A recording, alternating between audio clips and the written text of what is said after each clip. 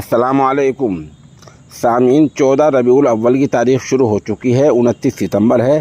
ख़बर का उन्वान है, क्या इमरान मसूद कांग्रेस पार्टी में शामिल हो जाएंगे।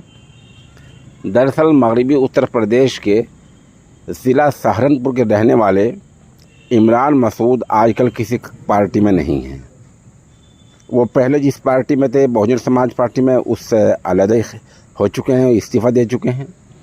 आज उन्होंने मगरबी उत्तर प्रदेश के ही मुजफ्फरनगर में एक नया बयान दिया है, 2-3 बातें कही हैं, जिससे अंदाज़ा हो रहा है कि इमरान मसूद जल्द ही कांग्रेस में जा सकती हैं।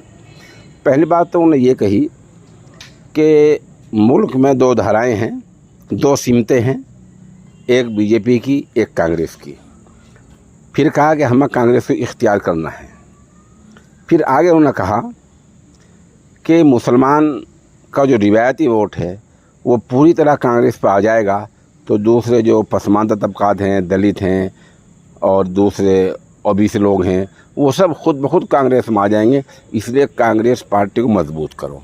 उनके इस बयान से मालूम होता है वो कांग्रेस में शामिल होने वाले हैं। ये इत्तेफाक की बात है कि जहां उन्होंने ये बयान दिया है वो एक कांग्रेसी लीडर का ही मकान था, उन्हीं के मकान पर इस मतलब का बयान दिया है।